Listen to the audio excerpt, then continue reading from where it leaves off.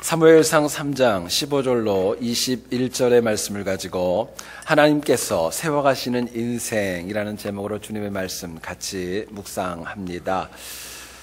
지난 2007년도 캄보디아에서 무려 19년 동안이나 정글에서 살았던 로촌 푸니행이라는 여성이 사회로 돌아왔습니다.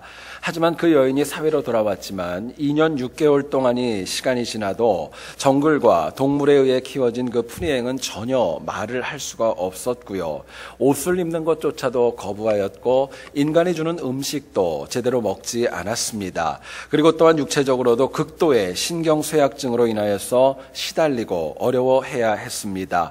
그리고 시간이 나고 기회가 될 때마다 다시 정글로 돌아갈 기회만 찾아서 정말 도저히 정상적인 생활을 그 여인이 할 수 없었던 것입니다. 또 한 가지의 이야기를 말씀을 드립니다. 한국의 대표적인 기업인 삼성의 이건희 회장이 그런 얘기를 했죠. 한 명의 천재가 10만 명을 먹여 살릴 수 있다 이야기를 했습니다. 여기서 이 천재는 인간이 만들어 놓은 사회와 제도 속에서 양육을 받은 인재로 저희들이 정의할 수 있습니다. 그런데 여러분 한 번만 더 생각하시면은요, 말씀과 믿음으로 양육되어지지 않은 천재라면 어쩌면 10만이 아니라 100만과 더 많은 사람들에게 해악을 끼칠 수도 있는 것입니다. 실제로 역사를 보면 히틀러라든가 많은 독재자들을 보면 세상에 천재들과 같이 많은 것들이 있었지만 그 영향력은 선하지 못했던 것을 저희들에게 보여줍니다. 그런데 창세기 1장 27절을 보면 성경이 이렇게 얘기를 합니다. 하나님이 자기 형상 곧 하나님의 형상대로 사람을 창조하시되 남자와 여자를 창조하시고 말씀하십니다. 여러분, 인간의 근원은 하나님으로부터 비롯되어진 것입니다. 그렇기 때문에 누가 인간을 양육해야 되는가, 그 주체도 창세기 1장부터 저희들에게 말씀합니다. 하나님께서 창조하신 인간은요, 하나님에 의해서 세워지고 양육을 받아야 비로소 사람답게 살아갈 수 있는 것입니다. 안타깝지만 짐승과 자연을 통하여서 양육되어졌던 로촌 푸니행이라는 그 여인의 삶 어떠하였습니까? 인간의 제도와 또 문화, 철학과 가치로 양육되어진 천재라 할지라도 누가 그 영혼을 확실하다고 보장할 수 있겠습니까? 근데 오늘 본문을 보면은요, 19절 가운데 그런 내용이 나옵니다. 사무엘은 여호와의 선지자로 세우심을 입은 줄을 알았더라라고 이야기합니다. 여러분, 여기서 우리가 좀 주목해야 될 단어가 있습니다. 세우심이라는 단어입니다. 히브리 원어인 이 아만이라는 단어는 양육하다, 키우다라는 뜻을 가지고 있습니다. 사무엘이 말씀이 희귀하고 이상이 보이지 않는 시대에서 하나님 앞에 쓰임받은 이유가 여러분 뭐라고 생각을 하십니까? 물론 사무엘의 품성과 신실함이 하나님 앞에 쓰임받은 요인으로 작용할 수 있었습니다. 그런데 이것보다 더 큰 이유가 있었다면 하나님께서, 전능하신 하나님께서 그 시대의 많은 사람들 가운데 사무엘이라는 영혼을 아만 세우시고 양육하셨기 때문이었습니다. 여러분, 결국 세상에서 가장 복되고 존귀한 인생의 특징이 있습니다. 다른 것이 아니라 전능하신 하나님께서 키우시고 세워가시고 양육하시는 인생이 가장 복되고 귀하다고 저희들에게 도전하는 것입니다. 성경을 보면 등장인물들 많은 분들을 보더라도 어느 누구도 온전한 인생은 없었습니다. 하지만 이들이 힘있게 쓰임받은 이유가 있다면 전능하신 하나님께서 그 영혼들의 삶 가운데 함께 하셨고 세우시고 키우시고 양육하셨기 때문이었습니다. 여러분, 주님은 오늘도 내게도 이처럼 하나님이 세워가시고 양육하시는 것, 그 아만이라는 단어의 그 삶을 저희들에게 도전하시고 강조하십니다. 본문을 통하여 우리가 하나님께서 세워가시는 삶, 어떻게 하면 하나님께서 세우시는 인생이 될 수 있을까? 본문이 주는 메시지를 같이 한번 나누어 보기를 소원합니다. 첫 번째로 생각할 것은요, 하나님께서 세워가시는 인생으로 살려면 하나님께서 보여주시고 나타내시는 말씀 들을 줄 알아야 됩니다. 하나님의 말씀을 내가 제대로 들을 줄 알 때에 비로소 내가 하나님의 양육과 세우심을 받고 살아갈 수 있는 것입니다. 17절을 한번 보시죠. 내게 숨기지 말라. 내게 말씀하신 모든 것을 하나라도 숨기면 하나님이 내게 벌을 내리시고 또 내리시기를 원하노라. 엘리가 사무엘에게 말합니다. 엘리는 비록 자신은 하나님에게 직접 말씀을 듣지는 못했습니다. 그러나 하나님께서 사무엘에게 어떤 말씀을 보여주시고 나타나셨다는 사실만큼은 분명히 알았습니다. 그렇기 때문에 20절을 한 번 더 보시기 원합니다. 여호와께서 실로에서 다시 나타나시되 여호와께서 사무엘에게 자기를 나타내시니라 라고 말씀합니다. 여기서 우리는 하나님께서 그 시대에 많은 사람들이 있었지만 사무엘이라는 영혼에게만 하나님의 말씀을 보여주시고 나타내셨다는 것을 성경은 저희들에게 강조하며 말씀합니다. 여러분, 사무엘이 당시 누구보다도 존중받고 인정받으면서 그 시대를 이끌어 나갈 수 있었던 이유가 있었습니다. 사무엘이 하나님께서 보여주시고 나타내주시는 말씀을 듣는 능력이 그 영혼에게 있었기 때문이었습니다. 하나님이 보여주십니다. 하나님이 나타내주십니다. 근데 그 말씀을 다른 누구보다도 온전하게 들을 수 있는 능력이 사무엘에게 있었던 거예요. 하지만 엘리와 그 두 아들의 모습을 보게 되면 그들이 몰락할 수밖에 없었던 이유는 하나님의 말씀이 그들에게 보여지지 않았고 나타나지 않았기 때문이었습니다. 여러분, 하나님께서 세우시고 양육하시고 키우시는 영혼의 특징이 있습니다. 하나님의 말씀이 그 영혼의 삶 가운데 보이는 겁니다. 나타나는 거예요. 하나님의 말씀을 들을 수 있는 것입니다. 그런데 오늘 우리의 문제는 하나님의 말씀이 없는 것 아닙니다. 근데 보이지가 않습니다. 나타나지가 않는 거예요. 그러나 보이지 않고 나타나지 않는다고 하나님의 말씀이 없고 완전하게 무능력하게 사라진 것은 아닙니다. 과거에 아브라함과 야곱, 모세와 사무엘에게 말씀하셨던 그 하나님, 말씀을 보여주시고 나타내셨던 그분이 바로 우리가 믿는 동일하신 하나님이십니다. 결국 하나님께서는 항상 동일하게 당신의 말씀을 보여주시고 나타내시고 계시하시지만 그것을 우리가 제대로 받지 못하는 것이 문제입니다. 자, 그렇다면 하나님께서 세우시는 은혜를 입기 위해서 우리가 어떻게 말씀을 보고 들을 수 있을까요? 어떤 마음이 있을 때 하나님 보여주시고 나타내시는 것 내 것으로 받아들일 수 있을까요? 본문은 저희들에게 이렇게 도전합니다. 우리가 말씀을 하나님의 말씀으로 듣는 것입니다. 여러분, 다시 반복을 해요. 너무 많이 듣는 말씀이지만은요, 말씀을 하나님의 말씀으로 듣는 것입니다. 인간의 말 아닙니다. 하나님의 말씀이에요. 15절을 한번 보시죠. 사무엘이 아침까지 누웠다가 여호와의 집의 문을 열었으나 그 이상을 엘리에게 알게 하기를 두려워하더니 말씀합니다. 사무엘이 밤에 들었던 말씀은요, 사람의 이야기가 아니었습니다. 그 이야기는요, 전능하신 하나님이 특별히 엘리에 관하여 사무엘에게 주시고 보여주시고 나타내신 말씀이었습니다. 사무엘은 하나님의 말씀이 반드시 성취될 것이라는 것 모르지 않았습니다. 그렇기 때문에 이것을 엘리에게 알린다는 것 얼마나 두려웠겠습니까? 실제로 생각해 보시죠. 사무엘이 들어도 너무나도 두려운 내용을 자기가 어려서부터 자기를 키우고 양육하셨던 그 엘리에게 그 말씀을 전한다는 것 얼마나 쉽지 않은 일이었겠습니까? 근데 사무엘은 그럼에도 불구하고 그 모든 말씀들 하나하나를 인간의 말씀이 아니라 하나님의 말씀으로 받았던 것입니다. 여러분, 문제는요, 하나님께서 사실은 가만히 말씀을 묵상하면 사무엘에게만 말씀하시고 나타내신 것은 아니었습니다. 엘리에게도요, 하나님의 말씀을 주셨고 나타내시고 계시하셨습니다. 이를테면 이렇습니다. 아들들 둘이 있는데 바르게 양육하라고 얘기하셨고요. 또 그들보다 하나님을 더 사랑하라고 말씀하셨고요. 말씀을 주셨던 거예요. 그러나 엘리는 이것을 들었음에도 불구하고 하나님의 말씀으로 받지를 않았던 것입니다. 결국에는요, 하나님의 말씀을 수용하지 않았기 때문에 말씀보다도 자기의 두 아들을 더 사랑하는 것으로 치우치고 말았던 것이고 책망을 얻게 되었던 것입니다. 여러분, 오늘 우리의 문제는 말씀을 귀로는 듣습니다. 귀로는 들어요. 그런데 그 말씀을 전능하신 하나님이 나에게 주시는 말씀으로 듣는 것은 너무나도 부족하고 연약한 가운데 있습니다. 여러분, 꼭 잊지 마시기를 원합니다. 내가 패역한 이 세상에서 하나님의 말씀 가운데 세워지려면, 내가 하나님의 말씀 가운데 양육되어지려면 하나님 말씀을 듣는 태도부터 바꾸셔야 돼요. 내 태도가 바뀌어야 됩니다. 여러분, 고넬료라는 인물을 아실 겁니다. 고넬료가 사도 베드로를 청하고 그가 자기의 집에 들어왔을 때 그 앞에 무릎을 꿇고 하나님의 말씀을 듣기를 원했습니다. 베드로가 얘기를 합니다. 나도 사람이기 때문에 그럴 필요 없다고 이야기를 했음에도 불구하고 베드로의 말을 인간의 말이 아니라 하나님의 말씀으로 받아들였던 것입니다. 여러분, 인간의 말을 하나님의 말씀으로 받아들였을 때 이방인 가운데 가장 먼저 성령 체험을 하는 은혜가 고넬료 가정에 임하게 되었던 것입니다.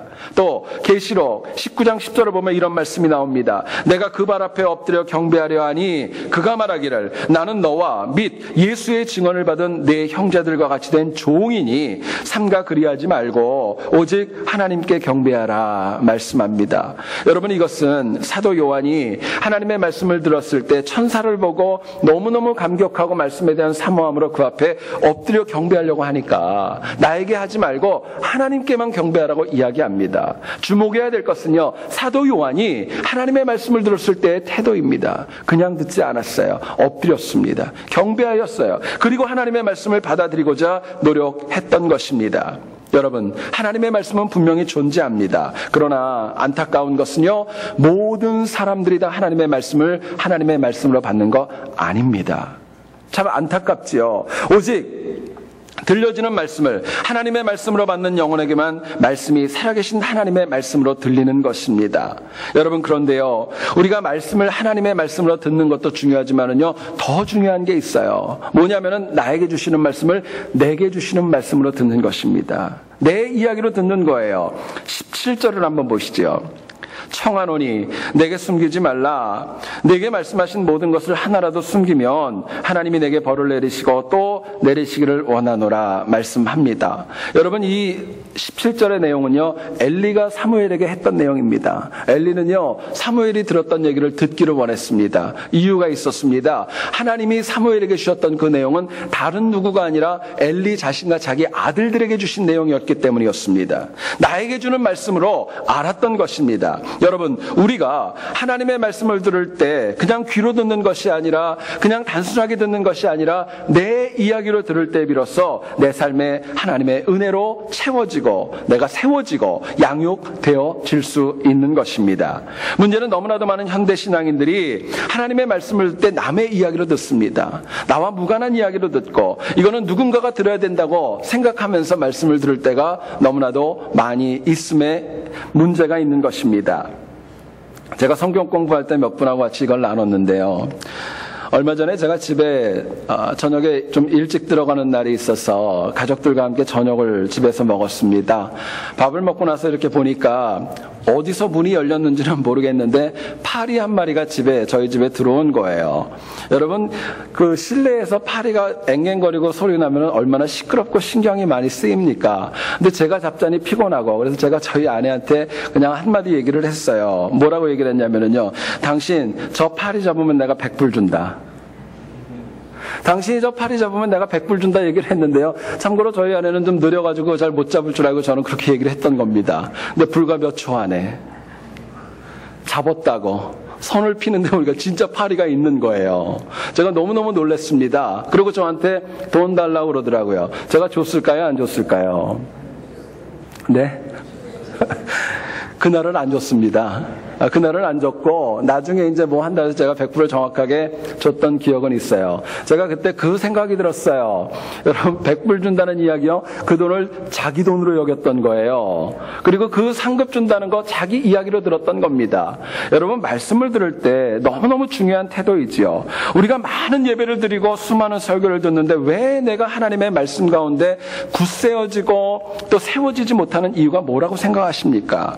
이유가 있다면 그 중에 선포되는 말씀을 그냥 귀로 듣는 것입니다. 남의 이야기로 듣는 거예요. 내 이야기로 듣지 않는 것입니다.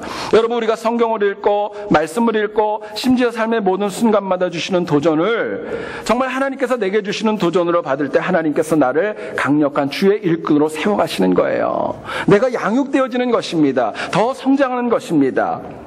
종교개혁자인 마틴 루터가 회심을 할 때 있었던 사건입니다. 굉장히 친한 친구가 우연히 비가 오고 정말 벼락이 치는 가운데 갑자기 사망을 합니다. 벼락을 맞고 정말 죽은 거예요. 어쩌면 그럴 수 있는 일이었지만은요, 루터는 그 사건을 통하여서 하나님의 임재와 하나님의 메시지를 듣고 두려움에 떨게 됩니다. 그리고 그렇게 생각을 합니다. 나도 말씀대로 살아가지 않으면 저렇게 될 수 있다. 내가 좀 더 경건하게 살기 위해선 성직자로 살아야 되겠다고 결단을 합니다. 그리고 그동안에 공부했었던 법학 공부 뒤로 하고 이제는 신학을 공부하려고 결정하고 시작하게 되었던 것입니다. 여러분, 10월의 마지막 날은 종교개혁 주일입니다. 그리고 그날이 가장 중요하지요. 종교개혁은 다른 거 아닙니다. 루터가 친구의 사망 사건을 통하여 주셨던 하나님의 메시지를요, 내 것으로 들었던 거예요. 내 메시지로 들었기 때문에 그것이 역사의 한 획을 그을 수 있었던 것입니다. 여러분, 사도 바울 이후에 가장 유명했던 교부 가운데 성 어거스틴이 있었습니다. 여러분, 어거스틴은요, 젊은 시절에 굉장히 방탕했습니다. 18살밖에 되지 않았지만은 사생아를 낳게 되었고 그 아이의 이름을 아데오토타스, 하나님의 선물이라고 부를 정도로 굉장히 방탕하고 쉽지 않았습니다. 영적으로 많이 교회에 빠져서 굉장히 많은 방황이 있었습니다. 근데 그 영혼이 어느 날 아이들이 노는 가운데 노랫소리를 듣게 됩니다. 라틴어로 얘기하면 이렇게 얘기를 했다고 그래요. 톨렐레게 톨렐레게. 무슨 뜻이냐면요, 책을 펴라, 책을 펴라. 어쩌면 너무나도 많이 들었던 이야기고 어쩌면 당연한 이야기임에도 불구하고 그 이야기를 듣고 하나님의 메시지를 듣습니다. 그리고 책을 폈을 때 그 유명한 로마서 13장 13절로 14절의 말씀을 보고 듣고 묵상하게 됩니다. 내용은 이것입니다. 낮에와 같이 단정히 행하고 방탕하거나 술 취하지 말며 음란하거나 호색하지 말며 다투거나 시기하지 말고 오직 주 예수 그리스도로 옷 입고 정욕을 위하여 육신의 일을 도모하지 말라. 자신의 삶을 책망하고 바꾸는 말씀을 하나님이 허락해 주셨던 겁니다. 여러분, 내가 듣는 말씀은요, 하나님께서 모두가 다 내게 주시는 말씀입니다. 내가 듣는 말씀은 하나님이 나에게 주시는 말씀이에요. 하나님께서 절대로 아무런 목적도 없이 내게 말씀을 듣게 하시는 그런 분 아닙니다. 그렇기 때문에 만약에 우리가 하나님 주시는 말씀을 내 이야기로 받지 않으면은요, 그것은 말씀과 능력이 아니라 내 머릿속에 쌓이는 지식이 될 뿐입니다. 여러분, 잊지 마셔야 될 것은요, 구원은 지식으로 받는 거 아닙니다. 하나님의 말씀을 믿음으로 받는 거예요. 그렇기 때문에 하나님께서 세우시면 세상에 성공과 번영이 있기 때문에 하나님 주시는 말씀 바르게 받는 지혜가 저희들에게 필요한 것입니다. 여러분, 생각해 보세요. 동물과 이 세상의 문화가 양육한 인생은 결국은 문제 있습니다. 온전하지 않은 거예요. 한계가 있을 수밖에 없는 것입니다. 그러나 하나님께서 말씀 가운데 우리를 양육하시고 세우시면은요, 그 가운데 은혜가 있고 성공이 있고 번영이 있고 발전이 있는 것입니다. 여러분, 간절히 원하는 것은요, 패역한 세상 가운데 항상 넘어지지 않고 또 믿음으로 세움받는 우리 모두 될 수 있기를 주님의 이름으로 축원드립니다. 두 번째로 생각할 것은요, 우리가 모두에게 인정받는 삶을 살아야 합니다. 인정받는 삶을 살아야 돼요. 그래야 하나님께서 세워가시고 양육하시는 가운데 열매가 있는 것입니다. 19절을 한번 보세요. 사무엘이 자라매 여호와께서 그와 함께 계셔서 그의 말이 하나도 땅에 떨어지지 않게 하시니 단에서부터 부엘세바까지의 온 이스라엘이 사무엘은 여호와의 선지자로 세우심을 입은 줄을 알았더라 말씀합니다. 여러분, 성경을 읽으실 때 단에서부터 부엘세바라는 단어가 나오면은요, 그것은 이스라엘 전체를 의미하는 관용적인 표현입니다. 당시 이스라엘 전체가 사무엘을 하나님의 선지자로 부인하지 않고 인정하였습니다. 이처럼 사무엘이 주의 선지자로 인정받은 이유가 있습니다. 하나님께서 말씀이 희귀하고 이상이 보이지 않는 현실에서 하나님께서 그 영혼과 함께 하셨습니다. 또 사무엘이 어떤 말을 바라고 하나님의 말씀을 증거하였을 때 그 말씀이 땅에 떨어지지 않도록 하나님께서 역사하셨습니다. 결국 사무엘이 이처럼 인정받기 전에 이스라엘 상황은 너무나도 영적으로 좋지 않았습니다. 그러나 비록 나이가 어렸지만 사무엘의 등장은 당시 이스라엘의 영적으로는 가뭄의 단비와 같은 그런 복된 소식이었던 것입니다. 그렇기 때문에 당시 모든 이스라엘 백성들 기뻐하였고 감사하였고 누구도 예외 없이 사무엘을 하나님의 선지자로 인정하고 존중했던 것입니다. 여러분, 우리가 비록 패역한 세상을 살아가지만 하나님 백성들은요, 가능하면 모든 사람들에게 인정받으며 살아가셔야 됩니다. 가능하면 모두에게 인정받으셔야 돼요. 부족하고 연약하지만 절대로 세상 가운데 기독교인들이 살아가면서 무시받고 외면받는 거 절대로 하나님 기뻐하는 거 아닙니다. 여러분, 누군가가 어떤 사람 가운데는 이미 사망했지만 애플SE였던 스티브 잡스라든가 삼성의 이건희 회장 같은 분들을 싫어할 수도 있습니다. 마음에 안 들어 할 수도 있어요. 그러나 어느 누구도 그들이 무가치하고 영향력이 없다고 무시하면서 외면할 수는 없을 것입니다. 여러분, 그러나 하나님 믿는 신앙인이 이 땅 가운데 누구에게나 모든 사람들에게 100% 인정받고 100% 존중받는 것은요, 사실은 쉬운 거 아닙니다. 여러분 생각해 보세요. 우리가 믿는 예수 그리스도께서도 3년 동안의 공생의 사역 가운데 모든 사람이 100% 지지했습니까? 안 그랬죠. 바리새인과 서기관들과 많은 사람들이 주님을 배반했고 주님을 외면했고 박해하고 핍박하는 모습을 보여줍니다. 사도 바울도 다르지 않았습니다. 그렇게 능력 있게 열정적으로 일을 했지만 박해자들이 있었고 심지어 바울을 미워해서 그 생명을 앗아가려는 영혼들도 적지 않았던 것입니다.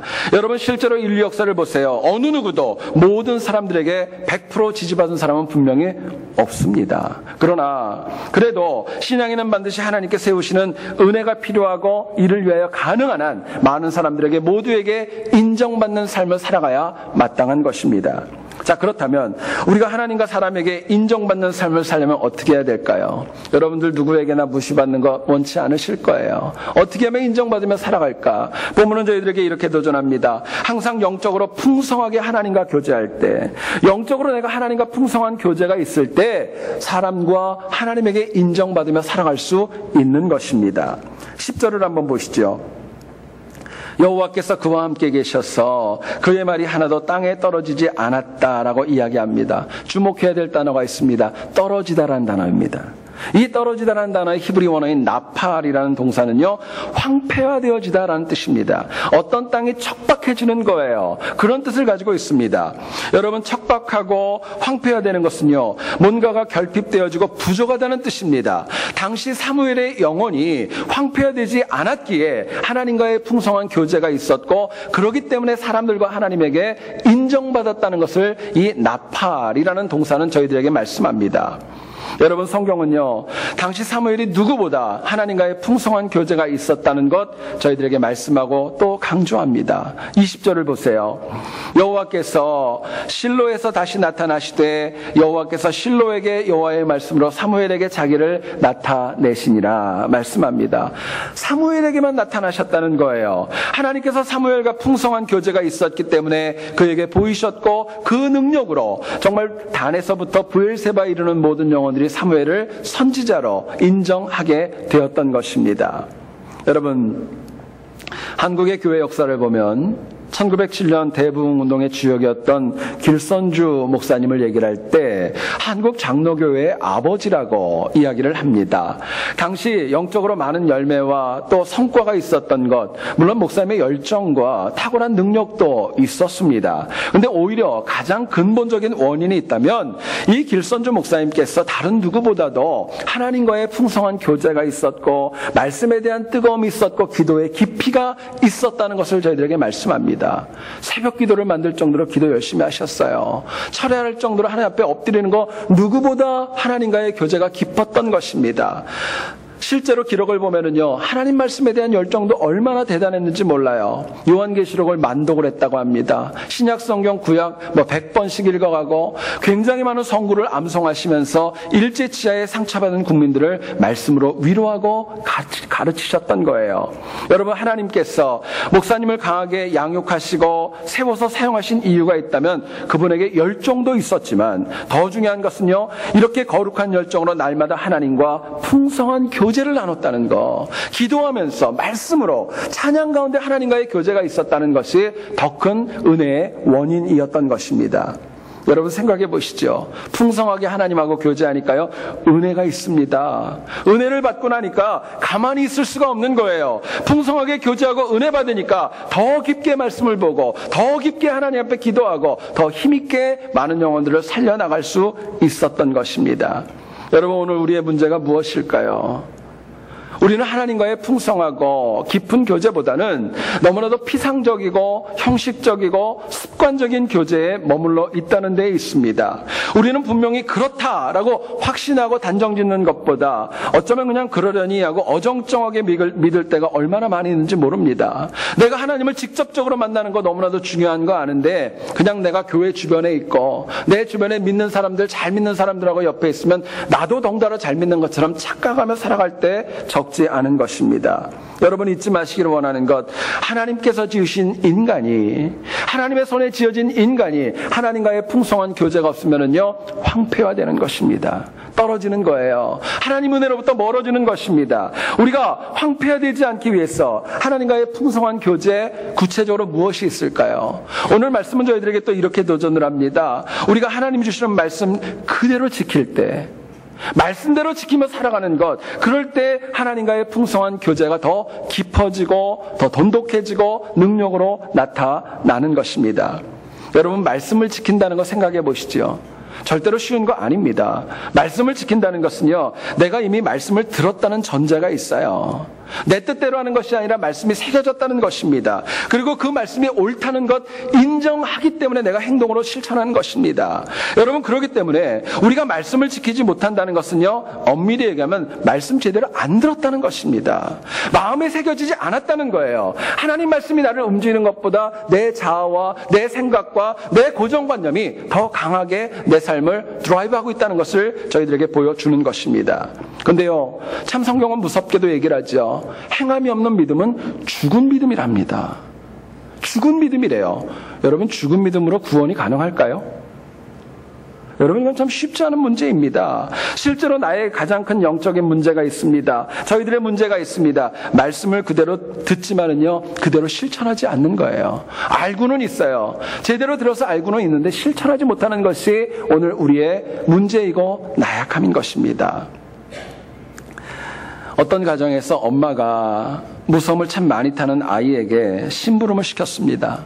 뒷마당에 보면은 빗자루가 있는데 그것 좀 가지고 올 수 있겠니? 이야기를 했어요. 아이가 너무 두려워서 밤에 나가는 게 무서워가지고 엄마에게 얘기를 합니다. 안 가면 안 되겠냐고. 그리고 나중에 하자고 얘기를 해도 엄마가 믿는 가정이었기 때문에 그렇게 얘기를 했답니다. 밖에 나가도 예수님이 계신데 뭐가 그렇게 무섭니? 예수님 계시니까 안 무서워. 걱정하지 말어. 이야기를 했습니다. 아이가 예수님께서 밖에 계신다는 말을 너무 많이 듣고 그래도 두려웠는데 결국에는요 바깥에 나가려고 하면서 문을 열고 이렇게 이야기하더랍니다. 예수님 혹시 거기 계시면 빗자루 좀 갖다 주세요. 혹시 거기 계시면 빗자루 좀 갖다 주세요 얘기하더래요. 나가면 주님이 함께 하신다는 건 무섭지 않다는 건 들어서 알고는 있었어요. 못 나가는 거예요. 그렇기 때문에 갖다 달라고 얘기하는 것입니다. 여러분 말씀을 실천한다는 거 하나님이 가장 기뻐하십니다. 그리고 그 가운데 그 영혼들을 세워가시고 양육하시고 은혜 주시는 거예요. 예레미야를 보면 35장 16절에 이런 말씀이 나옵니다. 레갑의 아들 요나답의 자손은 그의 선조가 그들에게 명령한 그 명령을 지켜 행하나 이 백성은 내게 순종하지 아니하도다. 하나님이 한탄하시고 마음 아파하십니다. 이런 일이 있었습니다. 유다 말기에 레갑 족속이라는 그 족속이 있었습니다. 이들은 선조였던 요나답이 후손들에게 명령을 하고 룰을 줍니다. 절대로 포도주 마시지 말라는 거예요. 놀랍게도 이것이 시간이 지나면서도 이 선조의 명령을 참 잘 지킵니다. 성경을 읽어보니까요 하나님께서 예레미야에게 그런 얘기를 합니다. 레갑 족속들 모아다 놓고 포도주 한번 먹여보라는 거예요. 근데요 놀랍게도요 그 유명한 선지자가 얘기해도 안 먹습니다. 이유가 있다면요 선조가 얘기했기 때문에 지킨다는 거예요. 하나님은 그 모습을 보고 너무 마음이 아프고 안타까우셔서 예레미야에게 말씀하시는 겁니다. 레갑 족속이 조상의 말도 이처럼 잘 지키며 사는데 왜 이스라엘은 전능하신 하나님의 말씀을 듣고도 안 지키자는 거예요. 그렇기 때문에 심판으로 간다는 것 하나님 책망하시고 아파하셨습니다. 여러분, 하나님이 주신 말씀을 지키고 안 지키는 거는요, 절대로 작은 문제 아닙니다. 작은 문제가 아니에요. 우리는 말씀을 지키는 자를 하나님께서 세우시지만 말씀을 지키지 못하는 영혼들 책망받는다는 거 저희들에게 성경은 곳곳에서 말씀합니다.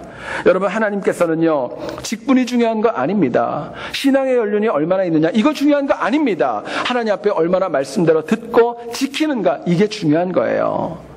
여러분, 이민자로 이 땅을 살아가면서 하나님의 말씀대로 살아가는 거 쉽지 않다는 거 잘 압니다. 얼마나 어려우시겠어요. 정말 쉽지 않습니다. 주변에 말씀을 안 지키는 사람이 너무 많잖아요. 또 안 지킴에도 불구하고 잘 사는 사람들 여러분 얼마나 많이 있습니까? 나는 말씀대로 살려고 아둥바둥하는데 어떤 사람은 하나님도 안 믿는데 너무너무 잘 살잖아요. 마음 아프지 않으세요? 또 말씀대로 지키려 살려면 손해도 있고 욕도 먹어야 할 때도 적지 않습니다. 근데 그럼에도 불구하고 하나님께서는 다른 누구도 아니라 내가 말씀을 지키라고 말씀하십니다. 내가 지키라는 거예요. 여러분, 좀 이기적인 표현일 수 있지만은요, 말씀은요, 나부터 지키는 겁니다. 말씀은 나부터 지키는 거예요. 제가 여러분 말씀을 전하고 성경 공부를 할 때 말씀을 어떻게 지킬까, 이 얘기 참 많이 했죠. 작은 것부터 한번 실천해 보시라고, 할 수 있는 것부터 한번 해보시라고, 그리고 지금부터 좀 해보시라고 많은 말씀을 드렸습니다. 이 방법도 중요하지만요, 더 중요한 게 있습니다. 우선적으로 누구보다 내가 나부터 말씀 지키는 겁니다. 나부터 하는 거예요. 나부터. 여러분, 내가 지켜야 하나님의 세워가심을 체험할 수 있고, 그래야 나도 타인을 세워갈 수 있고 하나님의 양육 가운데 승리할 수 있기 때문에 그렇습니다. 여러분, 이것은 거룩한 욕심입니다. 이거 가지셔야 돼요. 그래서 바로 나부터 말씀을 지키려는 결단과 각오가 있기를 간절히 소원합니다. 그래서 패역한 이 세대에 하나님이 나를 세워가셔서 더 크게 쓰임받고 더 크게 하나님 나라 확장을 위해서 귀하게 사용되어지는 우리 모두 될 수 있기를 다시 한번 주님의 이름으로 축원드립니다. 우리가 많이 들은 내용 가운데 이런 글이 있습니다. 한번 들어보시죠. 돈으로 값비싼 침대는 살 수 있지만 숙면은 살 수 없다 이야기합니다. 여러분, 잘 주무시는 분들을 한번 보세요. 침대가 좋아야 잘 자나요? 아무 데서나 다 잘 자요. 그렇죠? 여러분, 중요한 것은요, 책은 살 수 있지만 지식은 살 수 없는 거예요. 뿐만 아니라 집은 살 수 있어요. 근데 화목하고 하나님 뜻에 맞는 가정은 살 수 없는 것입니다. 값비싼 약, 좋은 퀄리티의 약은 살 수 있지만은요, 하나님 주시는 건강은 살 수 없는 것입니다.